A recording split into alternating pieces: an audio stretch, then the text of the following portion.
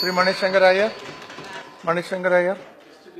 Sir, the Honourable Minister of External Affairs, in the statement that was laid on the table of the House on Thursday, has repeatedly used the word advice.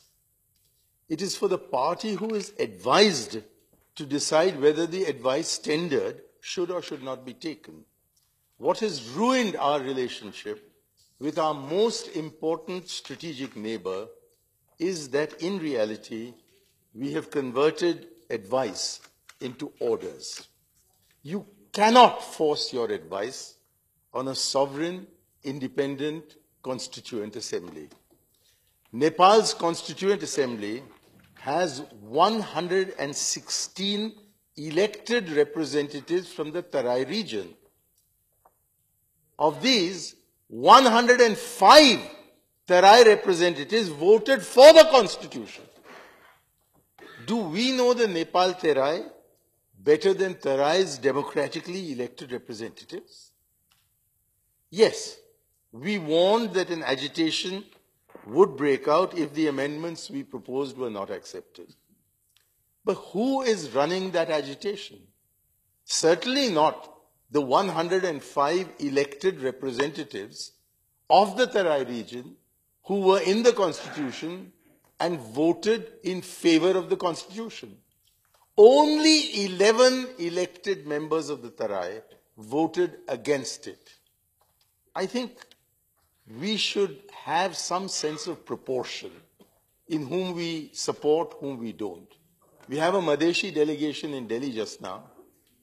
It consists of 4 members. 3 of them were defeated in the elections.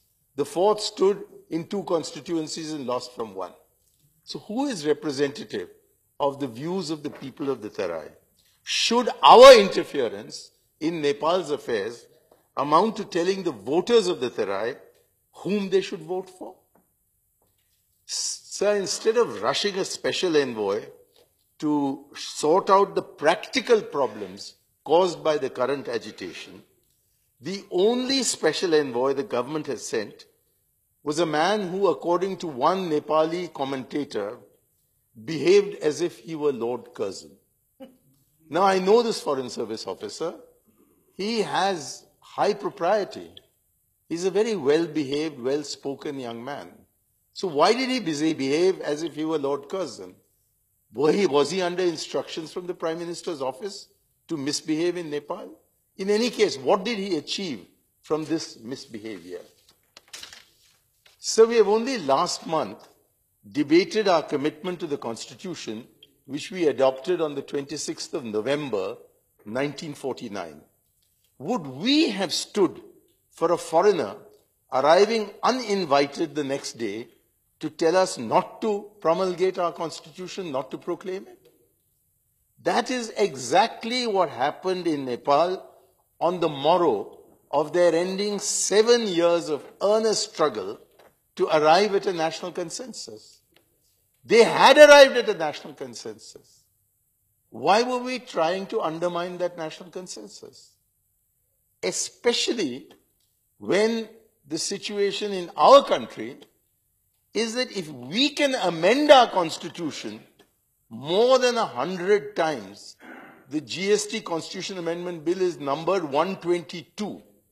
If we can amend our Constitution 122 times, why can't we trust the Nepalis to make their amendments after promulgating the new Constitution? Please remember, sir, that the Constituent Assembly has decided that the Parliament which exists just now will continue functioning as a Constituent Assembly even after it becomes a Parliament. And there has been a decision taken by the Nepal cabinet, which is in the public domain, that there are issues that are outstanding and that they will sort these out through amendments to the Constitution. It is they themselves who pledged to do this. Why should we go and tell them that we don't trust you, we want to hold you to your pledge, you must do it immediately, and do it today because day after tomorrow you're promulgating the Constitution? Is this the manner in which we treat with a sovereign neighbor of ours. We added insult to injury by describing their largely adopted constitution.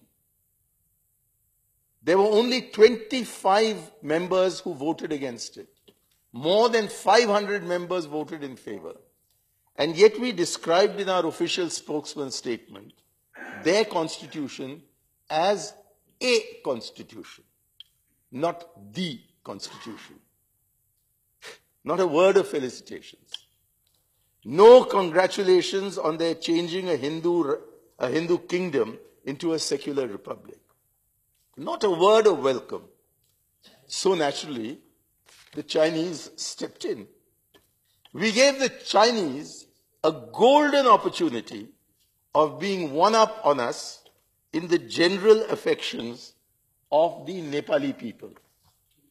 Let me just read out to you one comment. All that goodwill, he is referring to Prime Minister Modi's visit, has now been squandered by decision makers in New Delhi who have callously turned an entire generation of Nepalis against India. This is the great achievement of our democracy as viewed by the Nepali Times on the 5th of December 2015. We have another Nepalese commentator who writes in the Indian press, Yuvraj Grime, saying the current standoff is only a manifestation of India not knowing where and when to stop, even when there were clear signs of India's role being counterproductive. And I have a final quotation from another Nepalese commentator, Krishna Sanjali, who said the standoff between the two neighbors is not really about the recently adopted constitution or the rights of the excluded Plains community. It is about bruised egos in the New Delhi establishment trying to teach Nepali politicians a lesson for not listening to them. Is this how we wish to be perceived in Nepal? Is this not how we are being perceived in Nepal?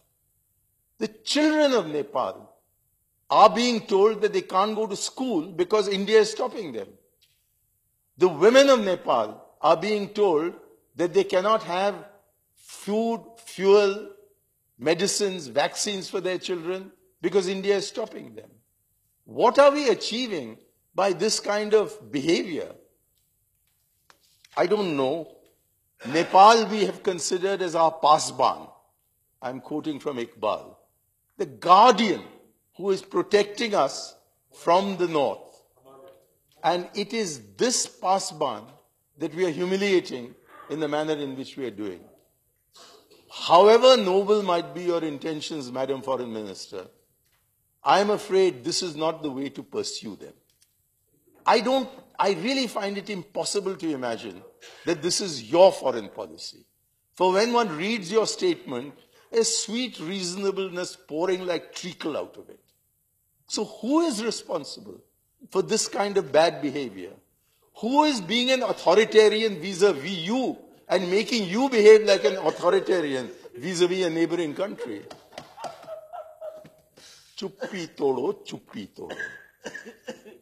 Whether the External Affairs Minister agrees or not, that we have in effect imposed an undeclared blockade on Nepal, most public opinion in Nepal believes that we have. This has alienated an entire generation and an entire people from us. Is this the strategic objective of your foreign policy vis-a-vis our northern neighbors? Again and again it has been stated in this House, and I trust you'll respond to it, that the UNICEF Executive Director has estimated that 3 million children, 30 lakh children, as pointed out by Shri Ram Prakash, under the age of 5 are at risk of death or disease if the blockade continues. Now, this is a human tragedy of such proportions that the least humanity should have led to our rushing teams to Nepal to work with the Nepali authorities on finding alternative routes or on pacifying the agitators. It has been pointed out in this debate that there are many routes into Nepal. My own information is there are 27 of these. Only one of these is blocked, or perhaps 1.5 of these is blocked. Why aren't we doing the humanitarian thing of ensuring that through other routes, along this corridor, this border which is nearly 1,800 kilometers long, we can't find entry points to go in there?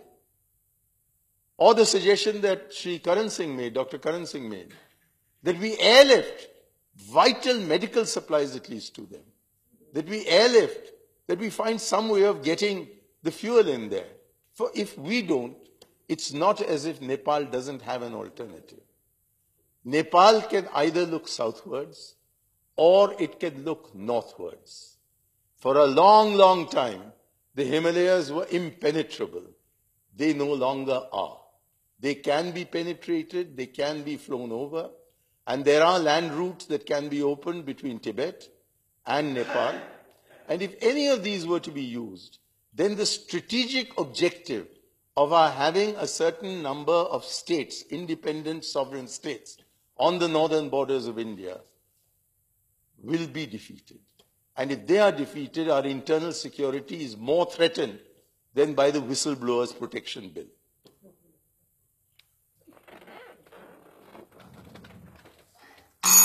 Are we siding with the agitators? 2 minutes, sir. Are we siding with the agitators?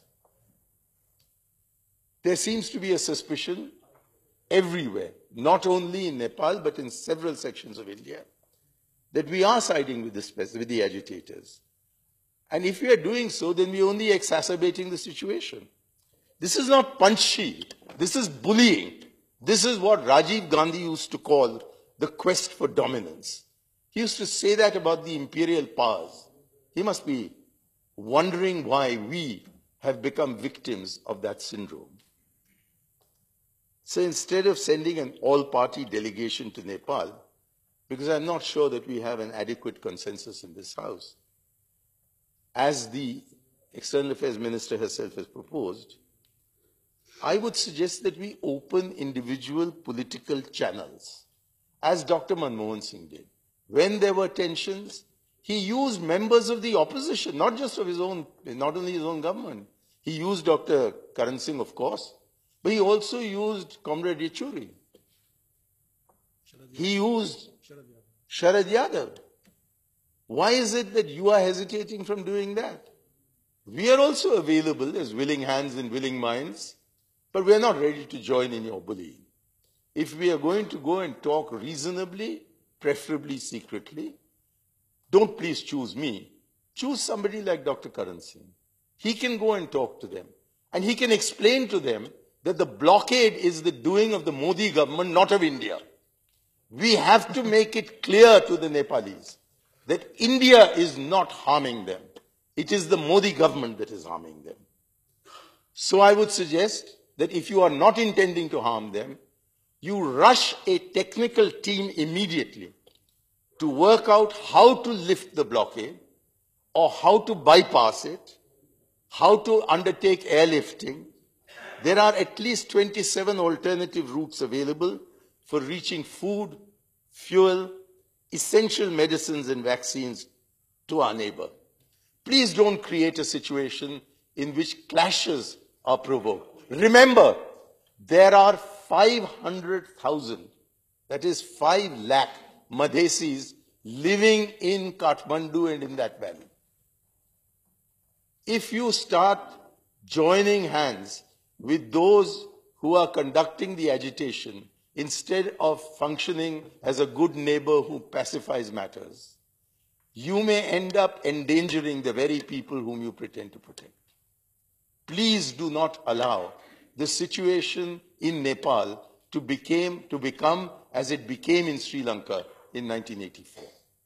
Please stop all this provocation.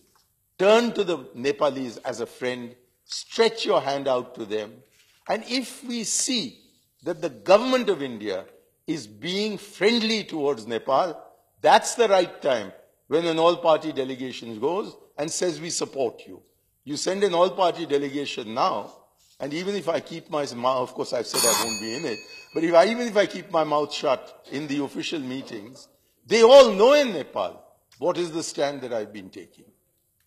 Therefore, if we don't do all the things that I've suggested, we will lose the game to the Chinese and forfeit the goodwill of the Nepalese people for years and years to come.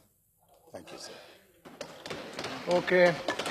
I think that is now discussion over. I think